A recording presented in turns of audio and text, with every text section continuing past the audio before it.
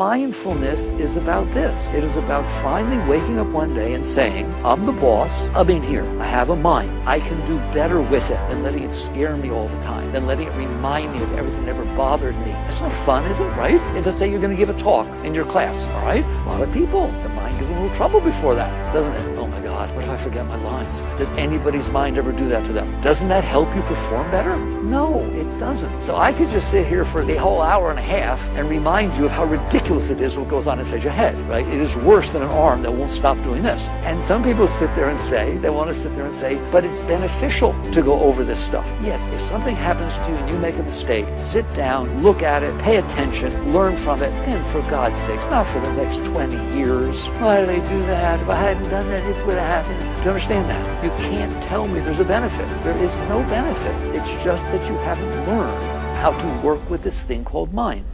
Need motivation? Watch a top 10 with Believe Nation. Hey, it's Evan Carmichael, and I make these videos because in my first business, I quit on my business partner. I struggled to keep going. I was making $300 a month and felt like a complete failure.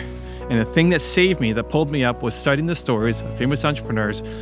I got the motivation from them. I also got the strategies of what to do next so that I can go off and achieve my dreams. And quite honestly, I still need the stories today myself to continue my motivation to take it to the next level. So today, let's learn from one of the best, Michael A. Singer, and my take on his top 10 rules of success. Enjoy. Rule number 2, understand the 3-ring circus. Basically, there are 3 categories or groups of objects of consciousness that your consciousness is aware of. One is the outside world. If you close your eyes, you don't see the outside world. If you open your eyes, there it is. Okay, it comes in. I discussed in the book, goes deep, tries to be somewhat scientific so that we fit into an intellectual model because everything is logical and intellectual and reasonable. So the fact of the matter is, most people don't think about this, you don't really see through your eyes. Your eyes are sensors, we call them senses, but they're sensors, just like computer sensors, that are picking up light, turning it into signals that are being sent up your nervous system, optical nerves, and then it is rendering it inside your mind. Just like you look at a flat screen TV, and you look at it in there. That's hard for us to relate to because our mind is so intelligent that it creates 3D and depth perception and everything, even though you're actually back in here watching what's coming in. And I like to have fun with people. I say, I'll prove it to you that it's really just light that's bouncing off of objects and coming into your eyes, right? Turn off the lights and you won't see anything, because then there's no light bouncing off of things. But that's not how we think. We think it turns off the lights, therefore I can't see. No, it's because I turned off the light, there's no light bouncing off the objects and reflecting back into your eyes. It's kind of neat, isn't it? All right? So it's fun to talk about this stuff. So one thing of the 3-ring circus is there's an outside world with all of its objects, and there's a lot of objects out there. The second is that's not all you receive inside. Not all you're aware of inside. You're also aware of thoughts, which I'm sure we'll be talking about deeper. So I'll just surface level it. You're aware of thoughts that go on in there. Are you not? Right? You notice your thoughts are talking to you. You notice you can make your thoughts think different things. So you, the consciousness, the exact same consciousness that is aware of the outside world, is aware of your thoughts. They're not separate. Not categorizing it. This is the consciousness that hears my thoughts, and that's the consciousness that sees the world. You can do them both at the same time. You're looking at something and thinking about it. And your same consciousness is seeing both. And then the third is your emotions, which are quite different than thoughts. And I'm sure we'll talk more about that. But basically, emotions are feelings. They're vibrations that come up. They're not, thoughts are thought forms. You can actually see a boat in there. You can see, you don't see words, but you can hear words. They're talking to you, that voice inside your head. Emotions aren't like that. They're just basically shifts in energy patterns, vibrations that you pick up, but they're very strong and they catch your consciousness. So those are the 3 things in the 3-ring circus: the outside world that you're aware of, the thoughts that are inside your head, your mind, and the emotions that emanate from your heart. And the consciousness gets distracted by those things. So it's really funny that the word distraction becomes a spiritual word. People don't think of it that way. But deep spirituality deals with distractions. That's what it's all about. If you weren't distracted by your emotions, distracted by your thoughts, or distracted by the outside world, you'd be sitting in samadhi. The consciousness would be able to come back into its source. Rule number 3 is learn about karma yoga. Karma yoga is about everything else. That's why karma yoga is the deepest yoga. It's not about your relationship with your body, with your heart, with your mind, or even with your higher bodies. It's about your relationship with the rest of the world, with the rest of what's unfolding in front of you. How do I interact with the reality of life that keeps manifesting before me? That is the topic of karma yoga. And it's often considered the deepest yoga because it is so expansive in one's life. In fact, one of the deepest spiritual scriptures in yoga, the Bhagavad Gita, is considered a treatise on karma yoga. So what is karma yoga? What is our relationship with the world around us? In order to understand that, to begin to truly understand that, you have to understand two things. One, who are you? Who's in there looking out? What is the nature of your being that has a relationship with the world around you? And the second is, what is the nature of the world outside of you? The first is actually quite simple. You are the one who's in there looking out. This is what the essence of witness consciousness, and Krishnamurti used to talk about objective observation. You are the indwelling being who looks out through your eyes, hears through your ears. You are the one who knows you have a body. You are the one that was in there when you were 6 years old, and when you looked in the mirror, you saw a 6-year-old's body. Now you see whatever age you are, and it will continue on. You are the consciousness, the awareness of being. You see the emotions that are coming up from your heart. You see the thoughts that are created in your mind. And ultimately you experience great love and sometimes bliss as you get deeper within yourself. It's all the same you. There's just one of you there. That's you. Well, what is the nature or the reality of the world outside of you? That is one of the most fascinating and beautiful topics. If you turn to science, they will tell you that 13.8 billion years ago, there was this big bang. And subsequent to that, there were these thick gases of hydrogen and helium that fused together based on gravity and built the universe as you know it.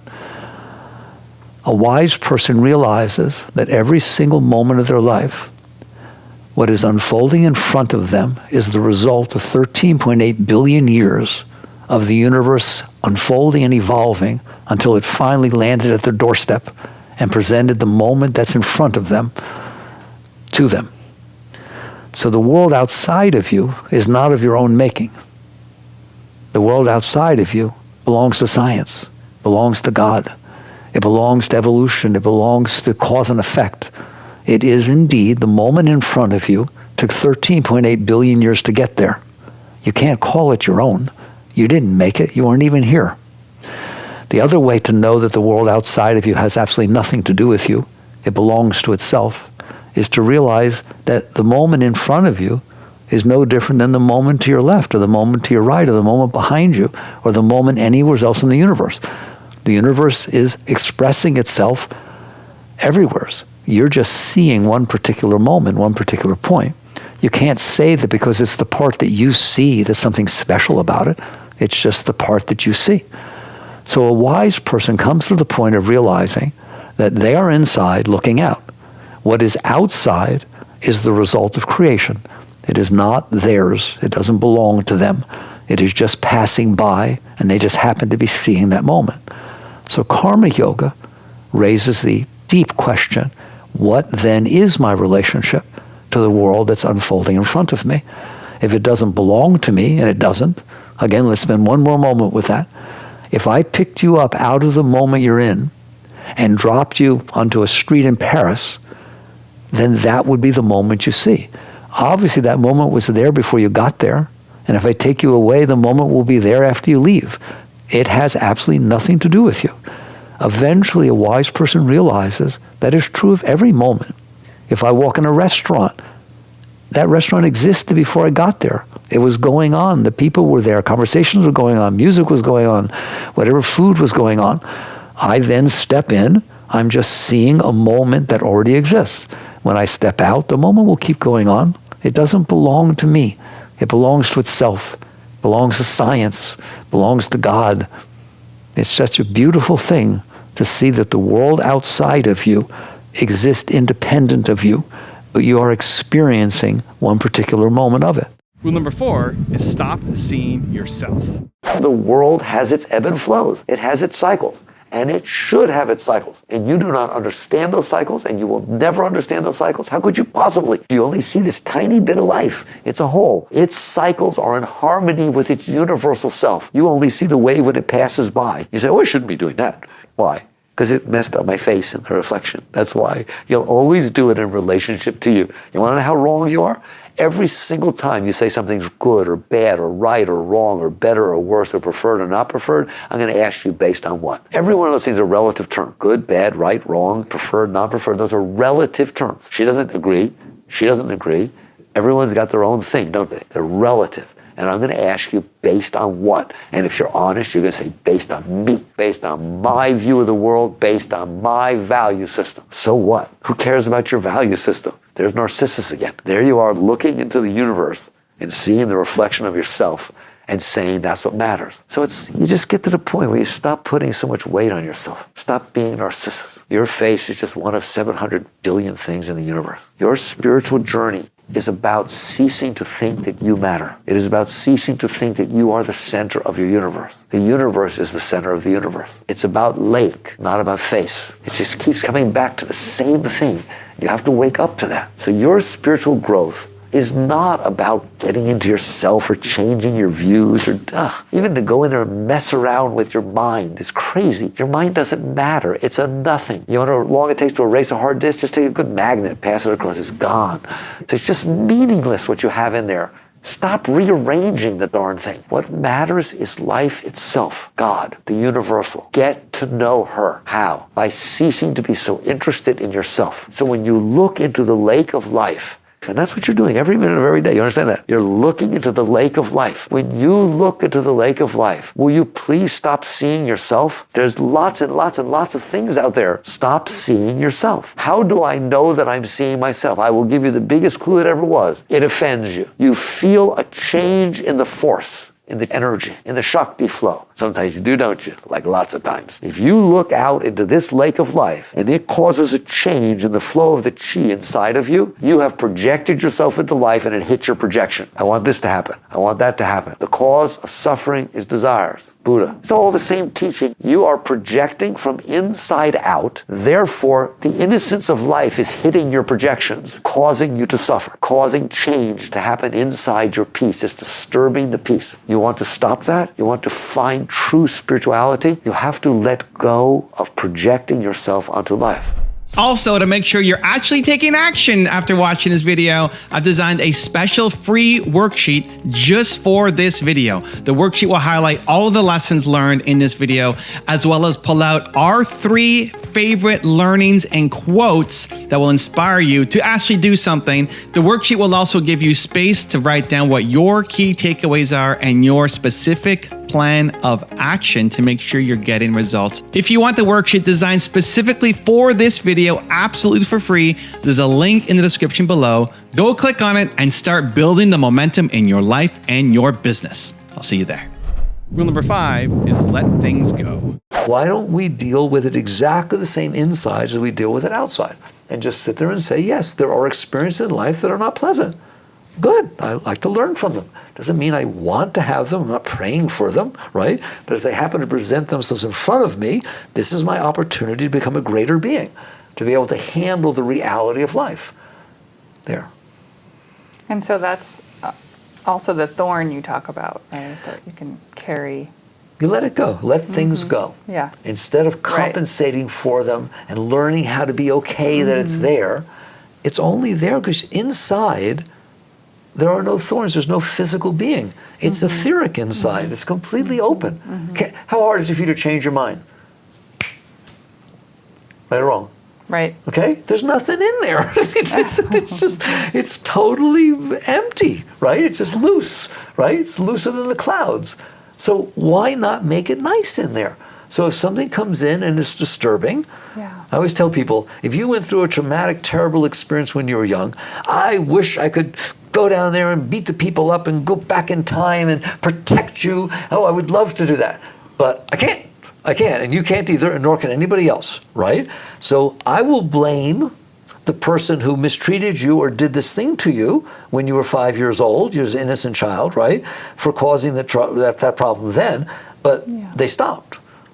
They went away, they moved, they died, arrested. I don't care. It's whatever. over. It's over. Right. But you didn't let it be over. For the next 30 years, you did it.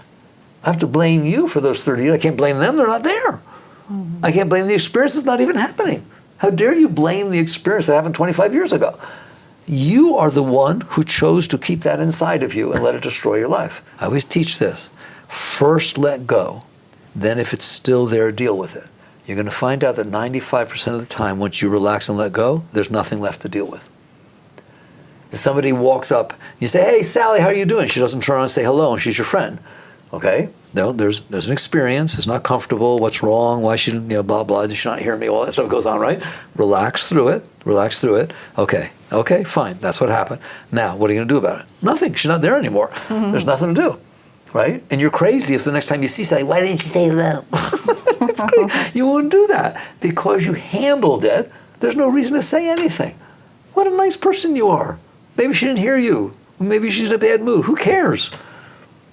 Right? So if you are willing to let go, you're going to find out the vast majority of the time there is nothing to do about it except let go. Rule number 6 is have awareness. If someone were to listen to this conversation from the seat of awareness, what would that be like? How would they do that?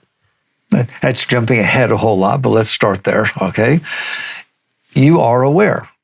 People don't pay attention to the fact that they're aware, but obviously they're aware. You see through your eyes, you hear through your ears, and you feel touch and so on.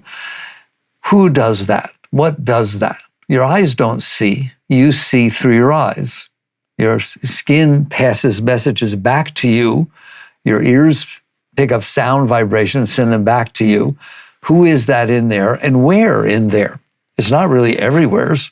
There's a place inside of yourself from which you listen. That's why some meditation techniques are very beautiful. They tell you to just listen to quiet, listen to whatever sounds there, pay attention, listen. Then you really realize you're in there trying to listen. So basically, but you're asking a deep question. The deep answer is you are inside, and if you meditate and you pay attention and work with witness consciousness, you're going to find out that there is a place in there where you are, and that the sights that are coming in are outside of you, even inside. Your thoughts are outside of you. You'll feel that they're at a distance from you because you're sitting in a center of consciousness, and then you're projecting your consciousness onto objects of consciousness. Rule number 7 is be mindful. I would love to feel that what we talk about today and what you end up doing with it can help you be the best at whatever you chose to be. Because that's what we're talking about. It's your choice what you choose to be, all right? And you have a lifetime to do it. But there are things that can help you be that. And one of those, like I said, the most simple level is you take decent care of your body. If you don't take decent care of your body, it doesn't do well, does it? And when it's not doing well, you can't do well. You can't go to work, you can't concentrate, and so on. I want to talk about what mindfulness really is, right? It gets pigeonholed into different things. It really is about saying, can we have a discussion about what you're doing with your mind? There, that's mindfulness. Be mindful of what you're doing with your mind. So what does that mean? You raise your hand, you say to me, well, I use my mind to study. I say, wonderful, great. I hope you do well at it. I use my mind to do research. I'm into research. Wonderful. That's a great thing to do with your mind. I use your mind. I love to read and learn about history, and whatever it is that you are doing with your mind, be mindful of what your mind is doing, or you're going to be in big trouble. What is your mind doing? It's really very, very easy. I guarantee you, it'll take you 10 seconds. You won't like what you see. What you're going to see is that when you are not using your mind, when am I not using your mind? When you're driving down the road, going somewhere, when you're sitting on the potty, whatever you want to call it, right? All the moments you take in your life where you are not consciously doing something, I guarantee you there's something going on in your mind. What's it doing? Oh my God, I can't believe I said that. I'm so embarrassed. That was ridiculous. If I hadn't said that, I was doing... Does anybody's mind do that? Answer me. Okay? What is the benefit of that? The answer is zero. Do you understand that? How about this? You're driving down the road, you're going on a vacation or driving to Miami, and there's a sign, a billboard on the road, and it reminds you of a relationship that you had with your father or your mother 25 years ago. and your mind starts reiterating the discussion as if it was going on now, or your ex-husband or whatever it is, and it's still going on in there, isn't it? What in the world is that?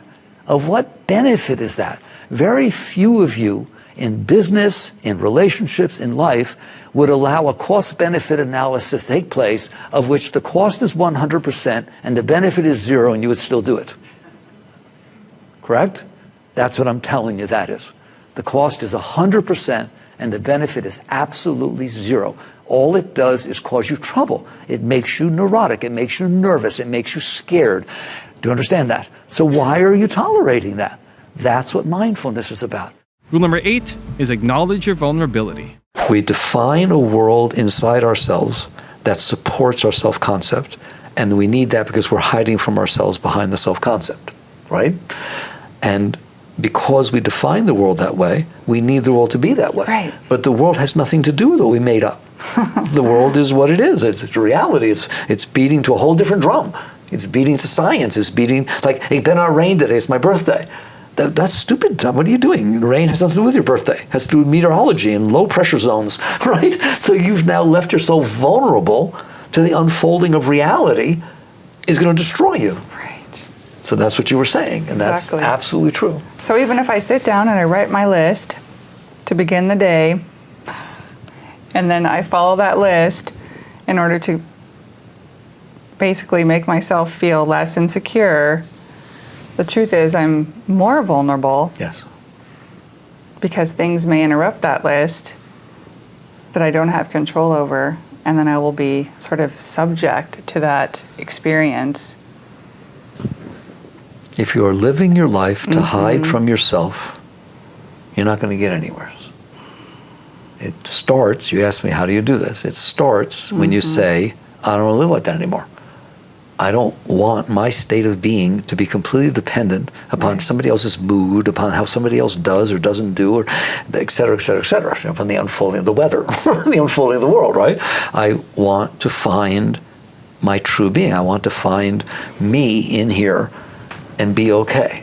Then I'll come into the world. It's not that you don't come into the world. Let me come into the world and be motivated by love, be motivated by compassion, be motivated by creativity, by inspiration, instead of be motivated by fear, which is what we are motivated by, right?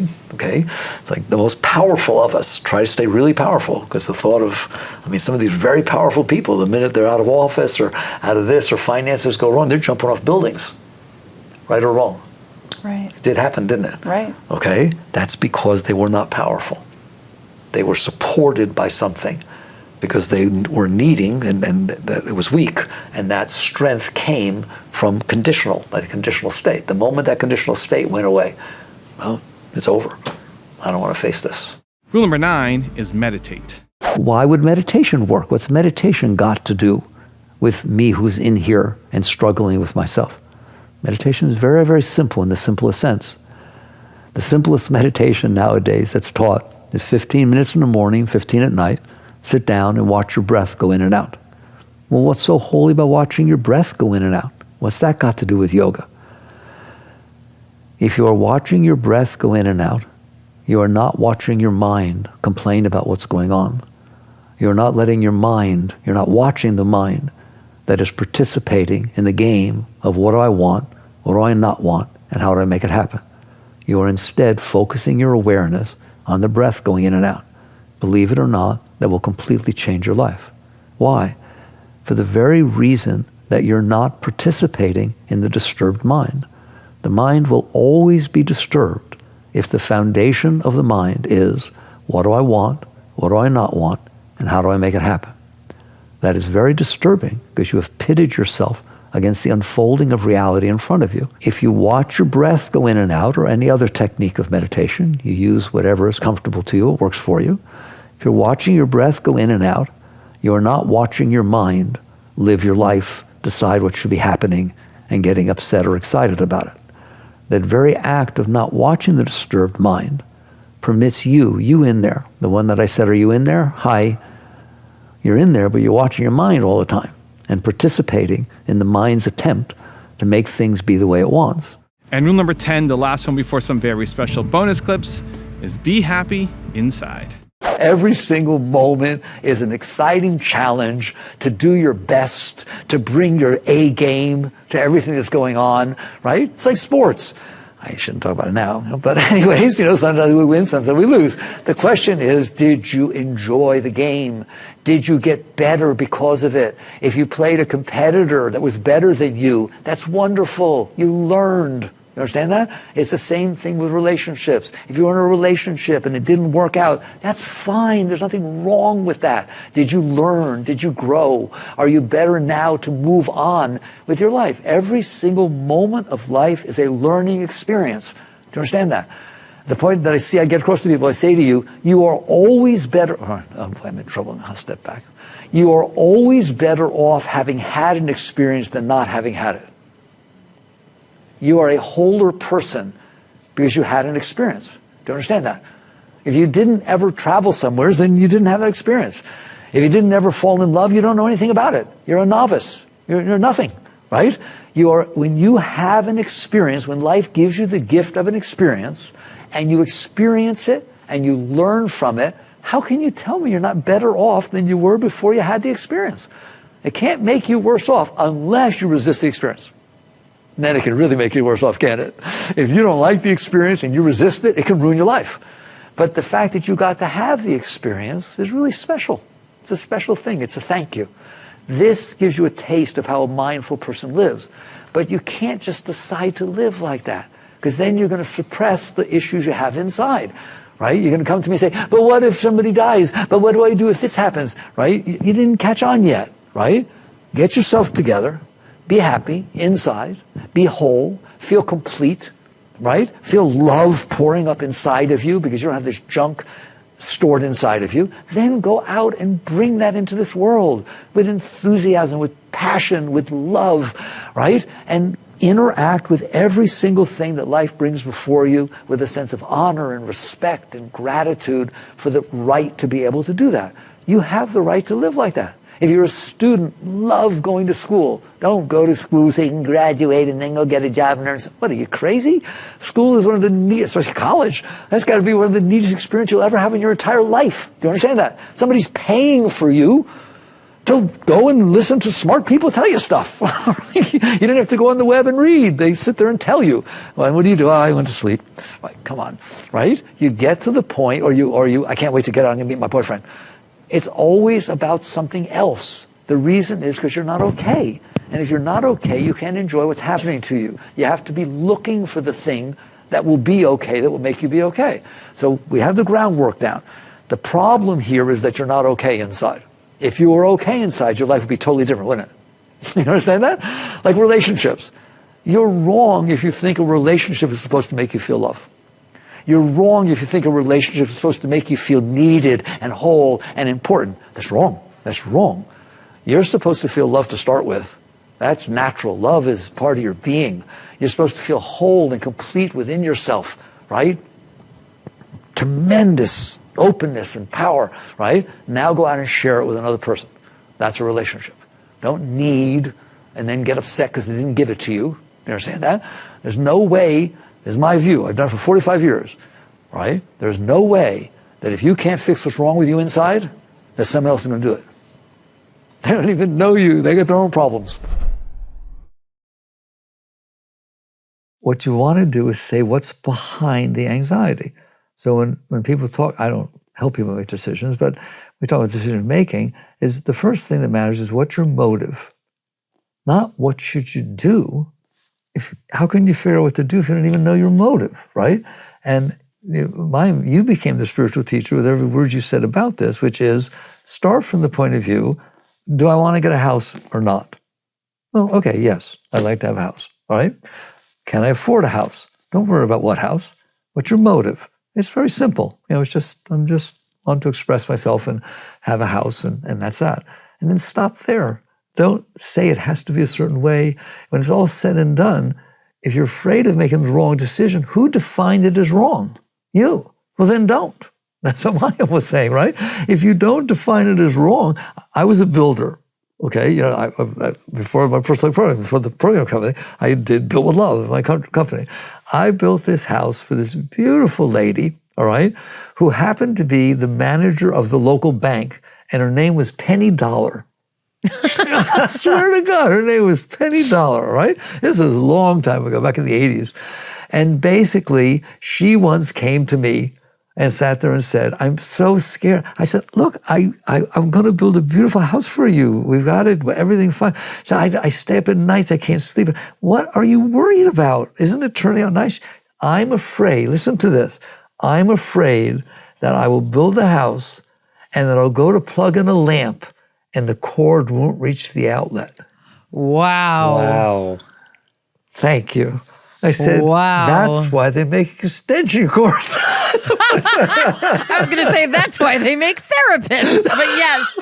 This whole thing about abundance and attracting to yourself what it is that you want and how to use mantras and spirituality to make sure you have what you want. True spirituality is about not wanting. It's about being filled with joy from inside and then sharing that outside. It's not about attracting to yourself what you want. People ask me, is there a law of attraction? Yes. And you better be scared of it, because if it's true that you attract what your mind is thinking, you better take a look at what your mind is thinking. What about your mind all day when it's complaining and it's yelling at people and it doesn't like stuff? What if you're attracting that way? So you eventually catch on that it is not about getting what you want. It is about learning to find out that what you really want is to stay open and not have conditions on that openness. And then it comes down to, how do you do that? Are people capable of doing that? Or is that just reserved for, some special beings, Buddha and Christ, that have walked the face of the earth? Everybody is capable of that. If I tell you to pick up 5,000 pounds, you may not be able to do that. So I've told you to do something that you have never done and you're not doing it, so you may not be able to do it. But if you're actually already doing something and I tell you not to do it, you're always capable of that because you're the one who's doing it. So inside, you are the one who's closing your heart. You close it. You are the one who's closing your mind. You do that. They're your thoughts. It's your feelings. They're nobody else's. So you are in there doing these things. So if I tell you the way to stay open is to not close, I don't teach how to stay open. That's more like finding out how to get what you want. I'm interested in you learning to not close. What a difference. If I say to you, I want you to open your heart right now, you wouldn't even know how to start. But if I say to you, somebody says something you don't like, don't close, you know where to start, right? Because it's happening inside of you and you see the tendency to do it. All I'm asking you to do is don't do that. And I'm telling you that will take you the whole way. Don't worry about opening. Worry about not closing. There are going to be events that unfold in your life that naturally open you. A beautiful sunset, a bird singing. Sometimes you get what your mind wants, all right? You open. Great. Nothing wrong with that. Don't close. How come it only lasts a minute? How can you see a beautiful sunset? You feel like, oh my God, I looked into the face of God. Then you go right back into your mind with all your problems. Why? Why don't you learn to not close? Once you get some openness, start to work with yourself to not close. And this is how to get what you really want. The deep spiritual teachings are really teaching you how to get what you want. Because what you want is to feel love and joy and happiness all the time. And so if you can get that from within, you then can share it. Instead of asking, why am I not okay? Why am I not okay? You're asking, what do I need to be okay? That's the major difference of whether you're growing inwardly or you're attached to struggling externally. Is you think I can only be okay if I get the things that I got before or similar, you extrapolate, right? Things that made me, I had a relationship in 8th grade and it was so beautiful and she was redheaded. Okay, my wife, no, it's not true. All right. She was redheaded and she left, her parents moved, right? And there was never a bad experience in that relationship. It was just the most perfect relationship you ever had, right? You understand now, if I'm grown up and I go on a date and she's redheaded, I have a propensity toward being open. You just asked the question, why do we think we need these things? All right, because we're not okay inside. And we've had experiences, you read a book, it'll tell you need that to be okay. You watch a movie, meet somebody, you can have a thought. If I had a Tesla, okay, it used to be a Ferrari, now it's a Tesla. All right, man, everyone would be proud of me and I feel like I'm helping the ecology. And so all of a sudden I'm not okay unless I get a Tesla. And if I get a Tesla, oh my God, for a while, how am I doing? Wonderful. So that's how you develop your preferences. Is through programming. You get programmed by your past experiences. When I was, 22, 23 years old, I realized that that voice was running my life. And that's what you're saying. If it wasn't comfortable, I left.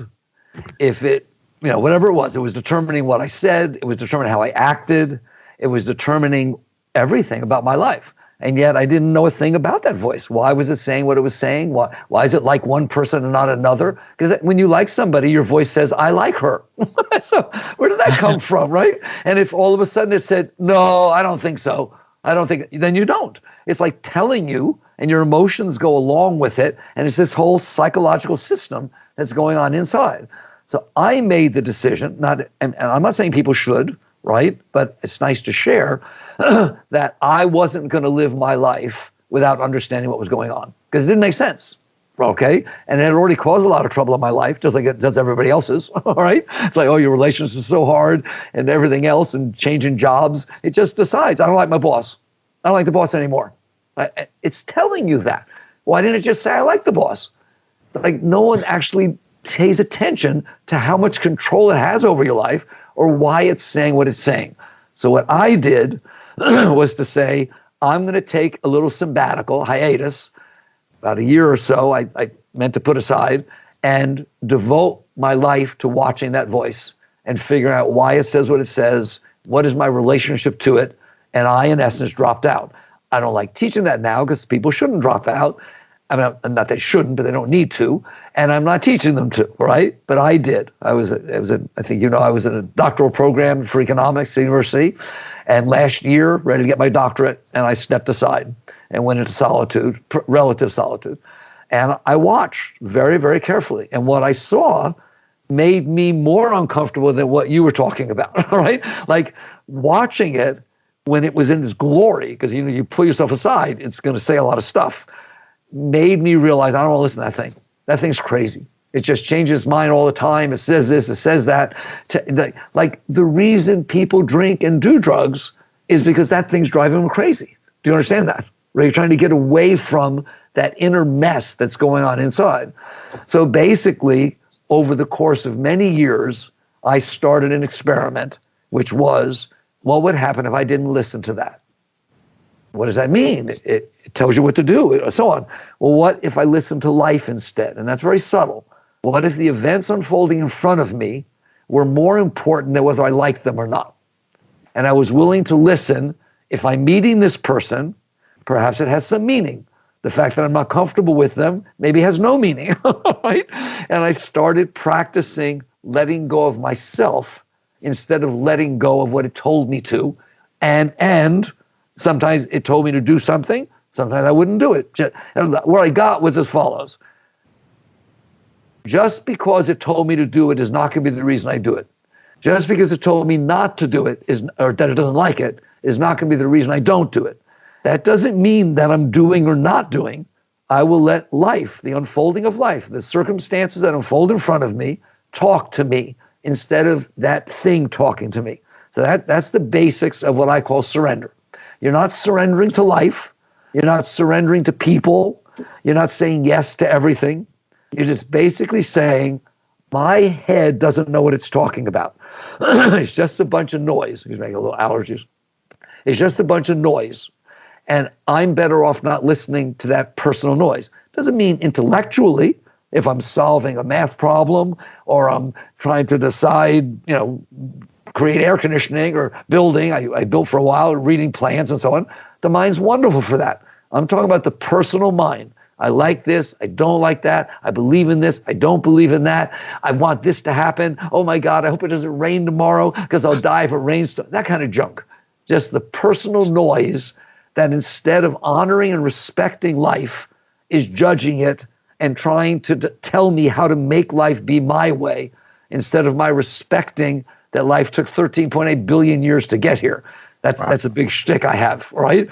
That every moment in front of me took every single thing to happen exactly like it did for 13.8 billion years for that thing to be in front of me. Do you understand that?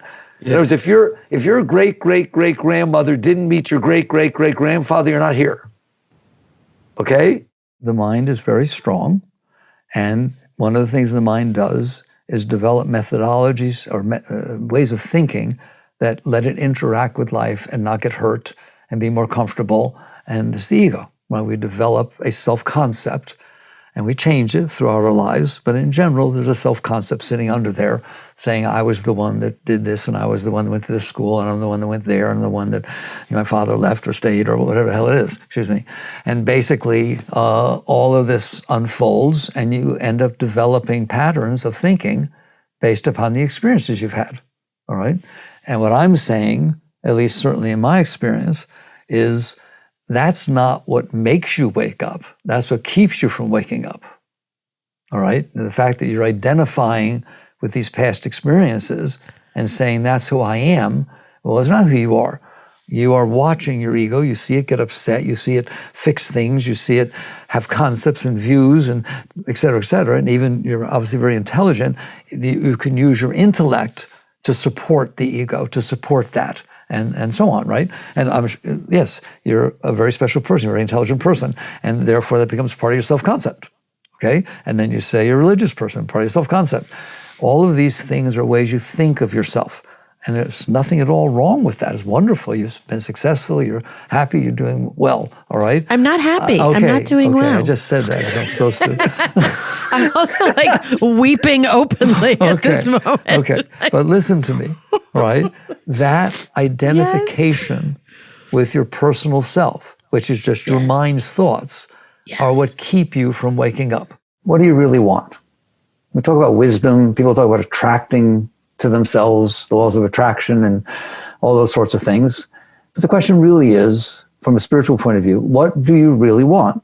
And religion's about what you're supposed to want, and we know how that works. Spirituality is not about that. Spirituality is about looking deeply within and seeking truth, clarity. That's what it's about. So this discussion has nothing to do with my feeling what you should want, or you even feeling guilty or weird about what you do want. The question is, what do you really want? And the way to do that, and I'm going to be very bad in doing this, is to say, here's a piece of paper, not really, but figuratively, and I want you to write down what you want. Just take a little time, don't do it. Take a little time and write down what you want. And if you're like most human beings, probably first on the list is a good relationship, something that makes me feel important, needed, wanted, loved, secure, all that kind of stuff.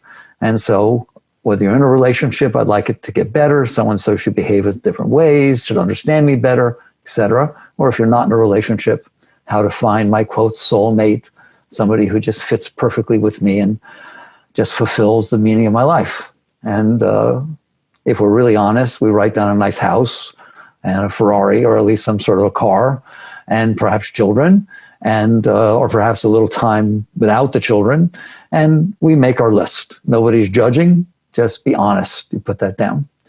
The purpose of this discussion is, no matter what you put on that list, unless you're very highly evolved, my experience is it's not really what you want. It's not that it's wrong. It's just not really what you want. And the way I prove that is as follows. Let's say you put down, I want a relationship. I want to meet somebody. I want to have that special relationship. And then I would ask you, what if you walked outside after this conversation and all of a sudden there was this bush in front of you and it started burning like it did to Moses and talking to you. And its opening sentence was, I am the Lord your God, and I would like to discuss some things with you. And said enough things that it knew about you to where you were pretty freaked out that you're actually talking to an omniscient, omnipotent being, or at least Bush. And the question that gets asked of you is, what would you like? What do you want? I can grant whatever you want. And having gone through this exercise with me, you feel, God, thank God, Mickey, I'm prepared. This is neat. I thought about it. And you say, I want a relationship. I want to meet somebody. I want to have that thing I've looked for my whole life. Or I want a house. Or I want the perfect job. I want a job that makes me, that fulfills what I'm looking for. And what God tells you at that point is, I can give you that. I have the power to give you that. But there's a caveat, which you probably want to hear before I give it to you, which is, I can give you that perfect person. They will be loyal to you. They will stay with you your entire life. But the caveat is that you will be completely unfulfilled. You will feel sad every time you come into their presence. You will not feel any love. You will not feel any joy, happiness, meaning. But they'll be there, and they will dote all over you, and they will just be the most perfect partner that they could possibly be, or give you the job that you thought would be the most amazing thing, but it's hollow for you. You go there and you thought it would turn you on, but it doesn't. And you just loathe going to work, and you're just not excited about it. So therein lies the, what do you really want? Because what you're going to find is, if you were given the opportunity to have a relationship with that person I just described, or have the job I just described, but it didn't do squat for you, and it left you hollow inside, you would say, I don't want it. In fact, if it's going to make me miserable inside, I really don't want it. Keep it away from me. And so to move quickly, because we only have a little time here, then I say to you, you lied to me when you said it was what you really wanted. Because it isn't true you wanted a relationship. It isn't true you wanted children. It isn't true you wanted money. It isn't true you wanted to travel around the world. It isn't true that you wanted, et cetera, et cetera. What's true is you wanted to feel good inside. You wanted to feel love. You wanted to feel joy. You wanted to feel inspiration, excitement, meaning. Those are inner things. They're not outer things. You listed the things you listed because you thought they would give you what you really want. And so wisdom, yoga, spirituality is about going deeper. Buddhists talk about working at the root. So the truth of the matter is, the only thing you needed to write on a piece of paper when I asked you, what do you really want, is a sense of total well-being.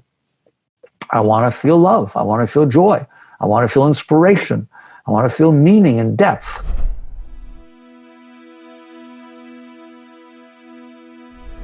Because you made it this far in a video, I want to celebrate you. Most people start and don't finish. Most people never actually follow through. Most people say they want something, but they don't ever do the work to actually get it. But you are different.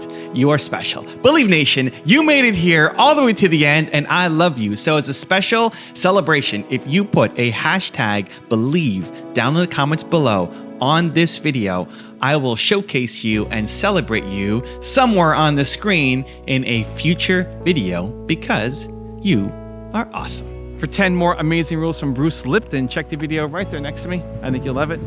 Continue to believe, and I'll see you there. Consciousness is creating your reality. If you put a picture of fear into your reality, then your biology behavior will manifest things to be afraid of. Because this is a short statement, but to me it's the most powerful one.